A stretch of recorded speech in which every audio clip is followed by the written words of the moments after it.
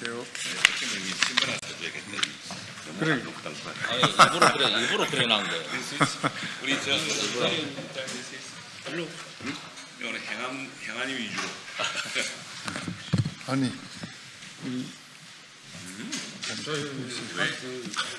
이게 정보위 간사 기자입니다. 네, 안녕하십니까. 존경하는 국민 여러분, 국민의힘 국가 전산망 마비 사태 관련 긴급 대응 TF위원장을 맡은 박덕흠 의원입니다. 국가정보자원관리원 화재로 대국민 서비스가 멈춘 지가 오늘로서 닷새지만 정부가 여전히 사고 당시 현장 인력 파악조차 혼선을 빚으며 오락가락하고 있습니다. 그야말로 이재명 정부가 국민 안전과 정보 인프라 관리에 얼마나 무능력하고 무책임하게 대응하고 있는지 여실히 드러난 참사입니다. 국민의힘 TF팀이 입수한 자료에 따르면 국가정보자원관리원은 화재의 원인을 제공한 전기공사업체 외에 별도로 공사 안정성 확보를 위해서 감리업체와의 계약을 체결했습니다. 당시 무정전 전원장치 및 배터리 재배치 전기공사 감리 용역 입찰 설명서에 따르면 감리업체는 반드시 특급 기술 자격을 갖춘 책임 감리원 1명과 보조 감리원 2명을 현장에 상주해야 되고 비상주 감리원 1명도 임무적으로 확보해야 합니다. 감리업체 선정을 위해 정부는 4억 8천만 원 상당의 경쟁 입찰을 추진을 하고 최종적으로 경기도 과천시에 있는 감리업체와 계약을 체결했습니다.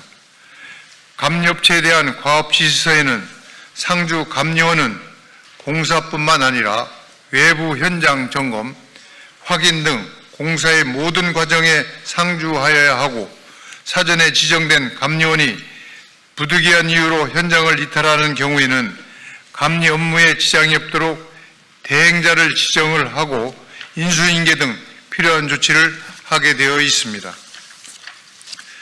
또한 감리원은 공사업체의 모든 작업 계획서를 미리 제출받아 감리원의 배치, 감리 시간 등을 일일이 감리 업무 수행을 계획하고 이를 모두 감리일지에 기록을 해야만 합니다. 감리업체는 모든 시공 과정을 점검하는 감독자로 단계별 감리 결과만 확인해도 사고의 원인은 쉽게 규명될 수가 있습니다. 문제는 사고 직후부터 어제까지 정부가 현장 인력 규모를 계속 바꾸면서 혼란을 자초하고 기본적인 감리업체의 현장 상주 여부조차 정확하게 확인되지 않고 있다는 점입니다. 사고 직후 정부는 작업자 13명이 배터리를 교체하던 중 화재가 발생했다고 밝혔고 사고 이틀 뒤 국회 행안위위원들의 현장 방문에서는 전기공사 업체와 배터리 제조사가 2인 1조로 작업을 했다고 밝혔었습니다. 또한 사고 이후 사흘 뒤에는 29일인데 8명의 공사 인력이 현장에 있었다고 하고 다시 30일인 어제 오후에는 감리인 1명을 포함한 총 15명으로 현장 인력 규모를 수정을 했습니다. 언론 보도에 따르면 경찰이 현재까지 폐쇄로 분석을 통해 확인한 현장 인력은 11명이라고 나오기도 했습니다.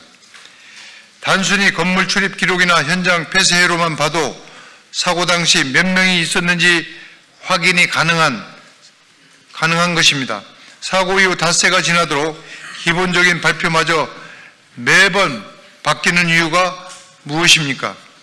국회 차원의 사고 진상 규명을 위해 현장을 찾아간 여야 국회의원들에게 감리 업체에 대해서는 이런 방구 없이 공사 현장을 축소 보고한 이유가 무엇입니까? 할 때마다 뒤죽박죽인 정부 발표로 혼선을 부추기고 사실을 축소, 은폐하려는 것은 아닌지 의혹이 듭니다.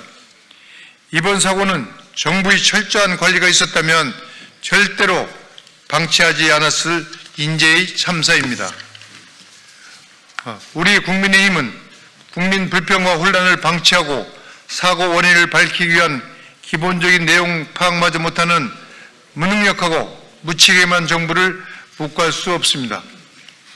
국민의힘 TF는 이번 사고의 전모를 낱낱이 파헤쳐서 장막 뒤에 숨기고자 한 사고 원인을 반드시 밝혀내겠습니다.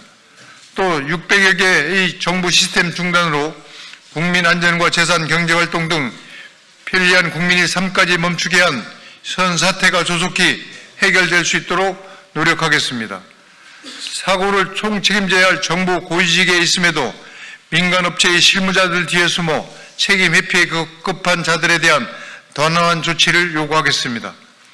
국가 대혼란을 자초하고도 제대로 된 수습을 못하고 우왕좌왕하는 무능력한 이재명 정부가 아니라 우리 국민의힘이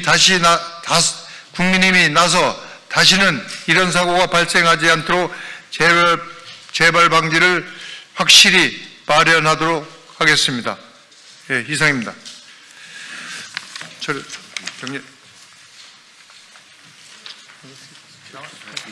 고생하셨습니다.